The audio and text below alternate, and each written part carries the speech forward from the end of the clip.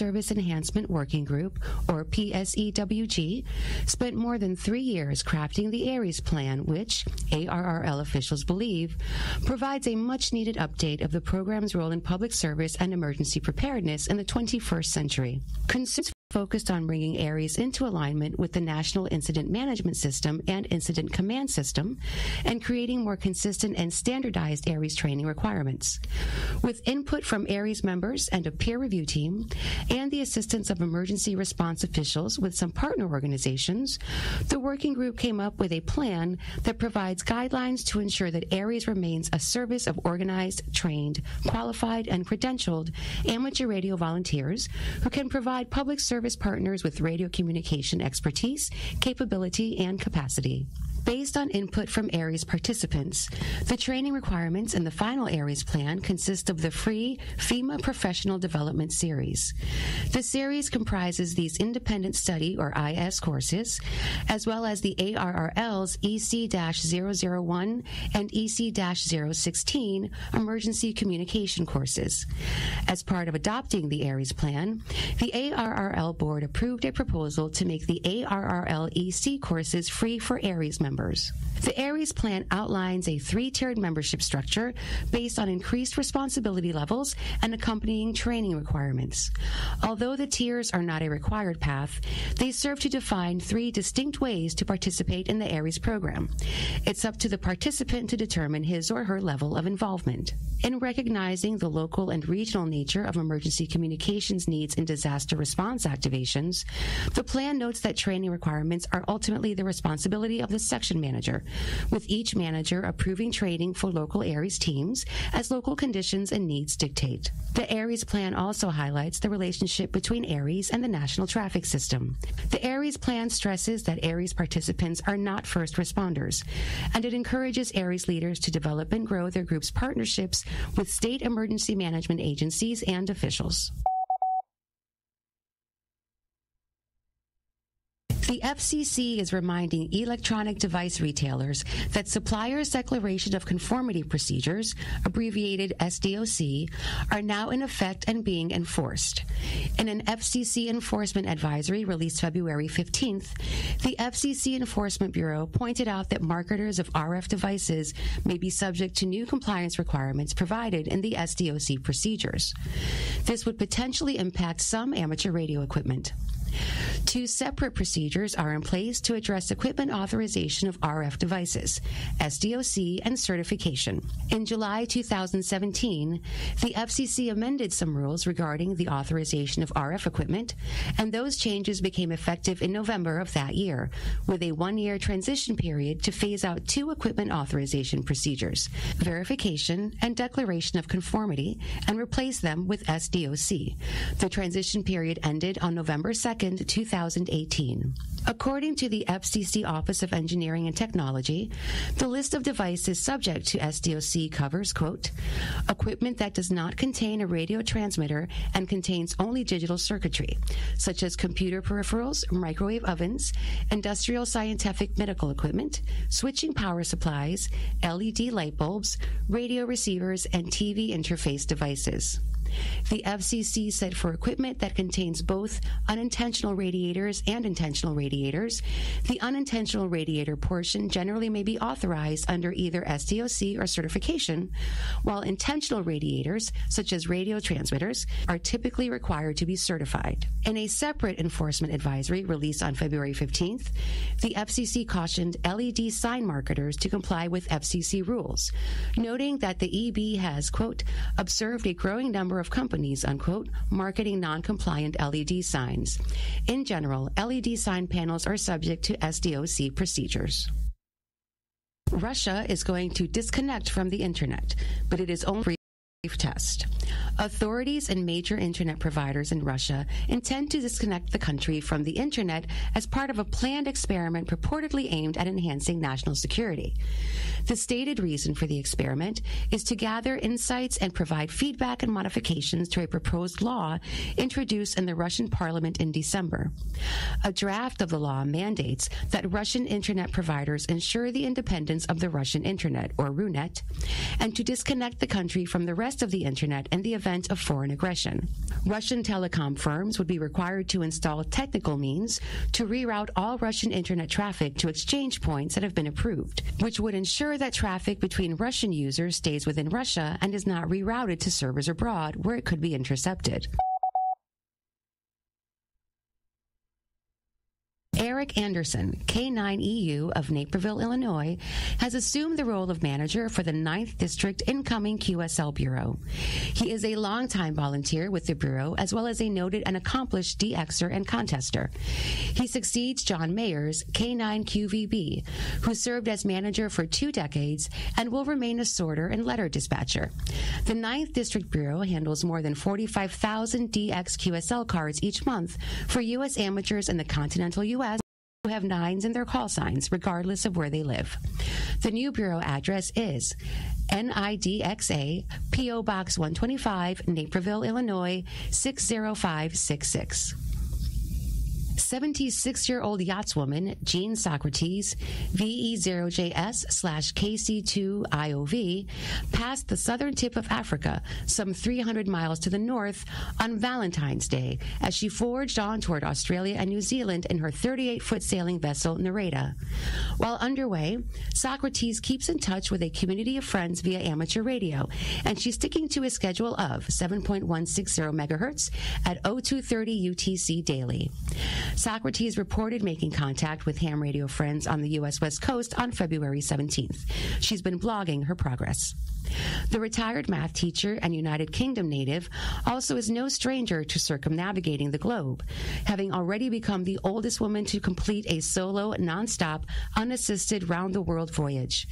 Ham radio served as her link to terra firma during her earlier adventures. Since 2013, she's made 2 additional attempts to become the oldest person to circumnavigate the Earth, the goal she's now attempting to achieve.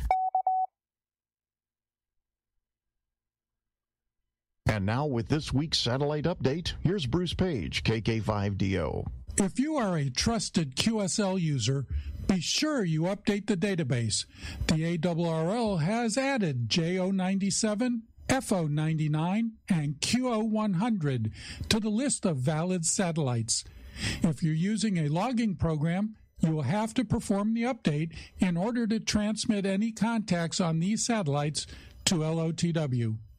We have another new distance record, this time Gustavo, PR8KW, in GI77, and Jose, EB1AO, in IN52, set a record on AO91 of 6,133 kilometers. Congratulations to both of them. Are you new to satellites or a seasoned veteran at them? In either case, there might be something of interest on the AMSAT.org website under Station and Operating Hints. The URL is amsat.org/station-and-operating-hints. This is Bruce Page, KK5DO, for the ARRL Audio News. This is the ARRL Audio News propagation forecast for Friday, February 22nd. The sun may be spotless, but that doesn't mean it stopped blasting solar winds our way. Expect some minor geomagnetic disturbances on the HF bands over the next several days, but really nothing serious. The solar flux index remains at 70, which is somewhat good news for DX conditions on 40, 30, and 20 meters. This weekend is the North American RTTY QSO party, and those keyboard contesters will likely find their best conditions on 40 and 20 meters. On VHF and UHF, the hotspots at the moment are in the deep south from Louisiana east to Georgia. In fact, parts of southern Florida may see some pretty strong band openings on 2 meters and up. And that concludes ARRL Audio News for this week. Our thanks to all contributors to this week's report.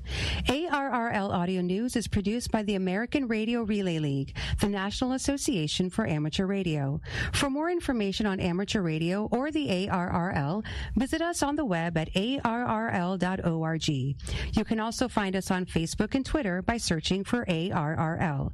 If you have a question or comment about ARRL Audio News, email us at audionews@arrl.org. This program is copyright ARRL, all rights reserved. 73, and thanks for listening. globalcommunityradio.blogspot.com, the place to go for all things GCR. From there, you can find program schedules for all 3 GCR streams, view a list of GCR partner stations, learn how you can support GCR, get in touch with GCR, and keep up on all the latest GCR happenings by reading our blog posts. All that plus much, much more at globalcommunityradio.blogspot.com, globalcommunityradio.blogspot.com. Listener Joshua from England writes, "It is fantastic to finally find a good, solid, logical, skeptical podcast that uses as much real science as possible to explain the myths, pseudoscience, and conspiracies that plague our world. I would heartily recommend this series to anyone who loves objective thinking and holds a skeptical view of the world and its inhabitants." Thanks, Joshua. I couldn't agree more. But if you like it, why not get 10 times as much of it? The premium feed, available to everyone for as little as $5 a month, has more than 10 times as many episodes in the feed. And they're all ad-free, with none of these annoying little leaders either. Get it now at Skeptoid.com and click Go Premium. And since we're a non-profit, you can even get a nice little tax deduction for your donation. You're listening to Skeptoid. I'm Brian Dunning from Skeptoid.com. Pop Quiz, Urban Legends. It's time once again to rip you out of the comfort of wherever you are and stick you on the hot seat and force you to take our occasional quiz. This week's topic is urban legends. Consider yourself the expert, do you? Familiar with all the Skeptoid episodes, are you? Well, here are 10 questions to test your expertise, not just on the urban legends themselves, but on the general science literacy that underpins your ability to evaluate them critically. Are you ready? Number 1, the Philadelphia Experiment. It spawned books and movies. This most incredible of all naval experiments supposedly tried to take a Navy warship in 1943, the USS Eldridge, and make it physically invisible, and even instantly transport itself hundreds of miles. Unfortunately, with disastrous results, with some sailors rematerialized inside the ship's decks and bulkheads, and others with lifelong disabilities. But that's the fictional urban legend version. What did the actual Philadelphia experiment try to accomplish? A. The experiment was about trying to make the ship invisible to radar. B. The experiment was about demagnetizing the ship's hull to evade torpedoes. Or C. There was no experiment at all. The correct answer is C. There was no experiment at all. The entire story is pure fiction. The USS Eldridge was a real ship, but was engaged in its normal wartime duties nowhere near Philadelphia. The story was the brainchild of a mentally ill young man, Carl Allen, who wrote it in the margins of a UFO book and mailed it to the U.S. Navy's Office of Naval Research, from whence it entered the public consciousness and became a permanent urban legend. Number 2, Polybius.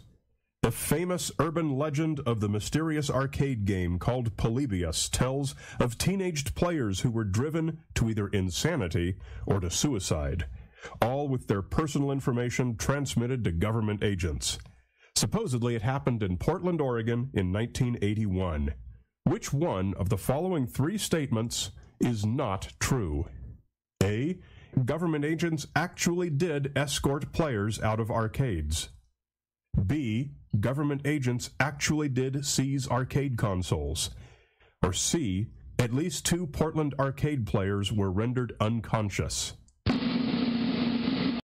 The correct answer is A. There is no record of government agents taking gamers into custody in 1981 Portland. What they did do is seize arcade consoles that had been rigged with counters to convert them into illegal gambling machines. And what did happen to a couple of players is that they lost consciousness following gameplay due to separate, unrelated causes. But put them all together, and they formed the substrate of a nice urban legend. Number 3, the Amityville Horror. In 1975, a family spent just under a month in a house in Amityville, Long Island. Their stay was to become a foundation of American urban legendary. For upon publication of the book, The Amityville Horror, it turns out their month was among the most terrifying hauntings anyone ever endured. Which character from the book was fictional? A. George Lutz, father of the family victimized by the haunting. B. Father Mancuso, whom the Lutzes called in to exorcise demons from the house. Or C. Butch DeFeo, who murdered 6 members of his family in the house a year before the Lutzes moved in. The correct answer is B. Father Mancuso. The Lutzes did indeed call a priest to bless the house, Father Pecoraro, but he always maintained that nothing unusual happened there.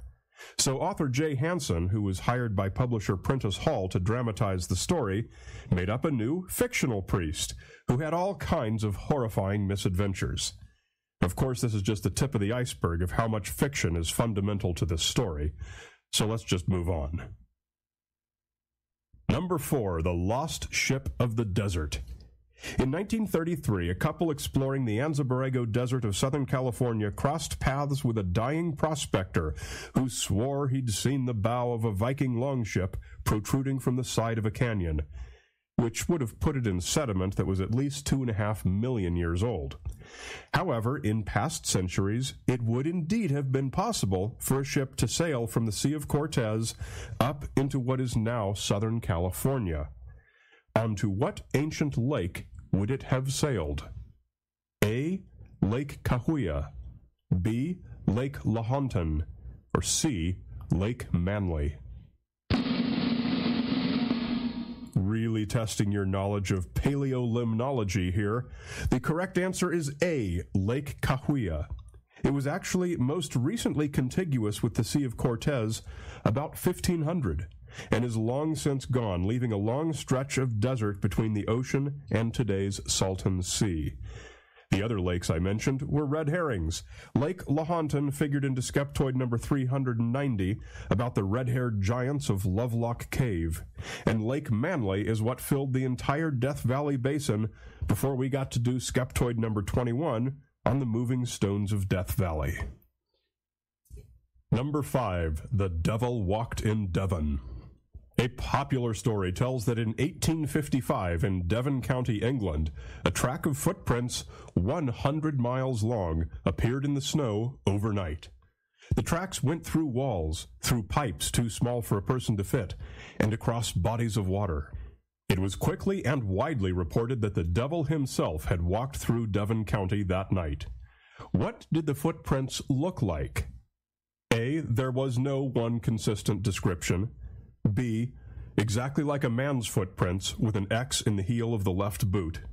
Or C. Small cloven tracks just a few inches long like a small animal. The correct answer is A. No consistent description. There were no photographs, but the most common reproduced image is a drawing made for the Illustrated London News that shows a single track of horseshoes with a stride of about 1 foot. This contradicts the published accounts, most of which describe cloven hooves only an inch or 2 long, but footprints of every other variety can be found as well. This is not surprising, given that the means to travel 100 miles in a single day did not exist in Devon in 1855, so no one person saw any meaningful extent of the tracks, and there's no compelling reason to suspect it was indeed one unbroken track. In fact, history records little reason to suspect anything other than normal animal activity, fueled by newspaper hype and the bandwagon effect. After the break, the most notorious urban legend from the world of the theater. Today's episode is sponsored in part by KiwiCo, a monthly subscription service that delivers super cool hands-on project kits to kids of all ages 0 to 16 and up. And you can try one for free. KiwiCo inspires kids to see themselves as makers and to develop creative confidence to change the world through engineering and creating their own innovative designs and outcomes. KiwiCo's mission is to empower kids not just to make a project, but to make a difference. Every crate includes all the supplies needed for that month's project, plus detailed, easy-to-follow instructions. Build things like automatons, trebuchets, and flying machines. And you can get one free. KiwiCo has 7 different lines covering all age groups, starting with the Tadpole Crate for ages 0 to 2 and the Koala Crate for ages 3 to 4, with activities to engage the natural curiosity and creativity of preschoolers in play-based learning, all the way up through the Tinker Crate for ages 9 to 16 and the Eureka Crate for ages 14 through 104, which teaches how to apply principles of science and math to engineer solutions and make awesome things they'll love to use every day. To learn more about these kits and to try them for free, visit kiwico.com/skeptoid. That's kiwi like the fruit. kiwico.com/skeptoid. Number 6, The Curse of Macbeth. The most famous urban legend from the theater world is that of the Scottish play Macbeth, whose name you're not even supposed to utter. Supposedly, actors die or get injured, or other tragedies happen whenever the cursed play is performed. Which of the following is true of the Curse of Macbeth? A. Data does indeed support more injuries at Macbeth performances than in the rest of the industry at large. B. Data does not support the claim that Macbeth is more dangerous to perform than any other play. Or C. Insufficient data exists to either prove or disprove the existence of any curse. The correct answer is C. Insufficient data exists, because it doesn't look like anyone's ever done a study, or that anyone is ever likely to. Consider the variables involved. There's no such thing as a central record of injuries sustained on stage at any of the countless performances of countless plays at countless theaters worldwide. No standards exist as to what kind of an injury, or its time frame, could be attributable to some hypothetical curse. Different plays have different risk factors like lights, trapdoors, flying harnesses, tricky scenery, stage weapons. Natural disasters and crimes happen to occur at times and places that could, optionally, be correlated to play performances. In short, it would be ridiculously impractical to attempt such a study. Number 7, subliminal seduction. We've all heard that messages flashed onto a movie screen so fast you can't perceive them will make you want to go out and buy a Coke. And this is still taught today in college advertising classes. The 1974 book Subliminal Seduction was based largely on the results of one groundbreaking study performed at a movie theater in New Jersey by market research consultant James Vickery. Vickery flashed subliminal messages lasting 0.003 seconds onto the movie screen, advising people to go out and buy Coke and popcorn. What were the results of this study? A. Sales of both Coke and popcorn increased dramatically. B. There was no improvement in sales, and so Vickery falsified some, which failed miserably. At that point, Vickery explained that he'd falsified his data. But then 5 years later, he admitted in a magazine interview that he'd made the whole thing up out of thin air, and no such experiment had ever even happened. The failed attempt at replication seems to be the only time such an experiment has been tried under controlled conditions, and it failed completely. Number 8, animal earthquake prediction. Unless you've spent your whole life living under a rock, you've heard that animals have some extra sense that warns them when an earthquake is coming. According to our latest science, about how long before an earthquake can some animals predict it? A. A few seconds. B. About 3 hours. C, about 3 weeks. The correct answer is A, a few seconds, which is the time it takes between the arrival of the destructive shock wave called the S wave and the preceding, much weaker P wave. In many cases, animals such as dogs and cats, who are evolved to have heightened senses such as hearing to detect predators or prey, can feel these shock waves before humans. Despite many popular press reports to the contrary, no sound evidence or theory suggests they have any other type of predictive ability. Number 9, the Min Min light. As long as authors have been writing about the Australian outback, they've told tales of the Min Min light, a mysterious ghost light dancing about in the distance, luring travelers to their doom. This particular light has finally been conclusively solved as a type of mirage, making an actual light that's not within any direct line of sight visible to the observer. What type of optical phenomenon is it? A superior mirage. B, an inferior mirage. Or C, a Fata Morgana mirage. The correct answer is A superior mirage, which is when you see the object higher than it actually is. Testing published in 2003 proved that Min Min lights were simply distant lights below the horizon, made visible because of temperature gradients. Inferior mirages are the opposite, the most familiar being when you see a patch of sky on the road ahead, making it look like you're driving into a lake. Although such ghost lights are often described as Fata Morgana mirages, this description is almost always wrong. A Fata Morgana refers specifically to a superior mirage that is repeated 2 or more times, often including inverted versions. Number 10, John Wayne and the Nevada Test Site. John Wayne's death from cancer in 1979 is often said to be the result of radiation poisoning suffered on the set of the movie The Conqueror in 1954, filmed on location near St. George, Utah, just downwind of the Nevada Test Site in the days of atomic testing. Nearly $2 billion have been paid out to residents of St. George as compensation for various cancers. Decades later, with our vastly improved data, we now know that it would have been risky to be in that downwind area for how long after an atomic test? A, there was never any significant risk.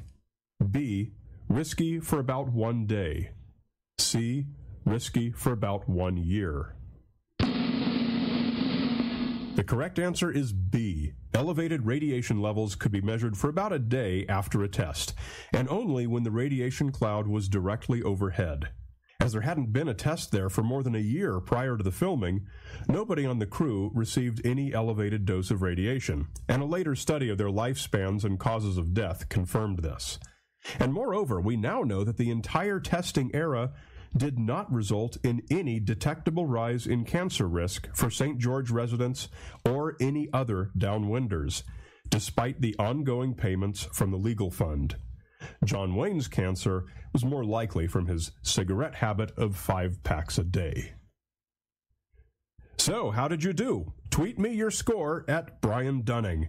If you got all 10 right, then you are indeed an expert on urban legends and the science behind them.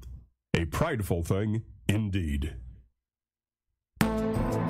A big Skeptoid shout-out to premium supporters Speakeasy Arcade, Mike Marsh, Simon McMahon, and Michael Charbonneau. It's your support that makes the show possible and that funds the Teacher's Toolkit. Educators, try out our amazing new tool for sharing Skeptoid episodes in your classroom. It's free, your students will love it, and it's here for you right now at skeptoid.com/teachers. You're listening to Skeptoid, a listener-supported program. I'm Brian Dunning from Skeptoid.com. Why do you listen to Global Community Radio? This is Global Community Radio, Channel 1, News and More. Portions rebroadcast on KFZR-LP, Fraser Park, KIEZ-LP, Monroe, KLQS-LP, Agua Dulce, KPDO, Pescadero, WLRI-LP, Gap, WMUU-LP Madison, WRAQ-LP Angelica, WXDR-LP New Orleans, and WXIR-LP Rochester. VOA News. I'm Christopher Cruz reporting. President Trump says he is postponing new tariffs on China because of what he says is substantial progress in trade talks. On Sunday, the president tweeted that it was a very good weekend for the U.S. and China.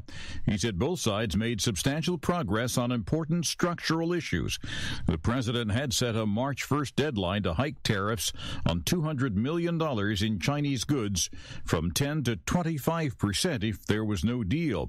While there is still no final agreement, Trump had said he would postpone those tariffs if a deal was close.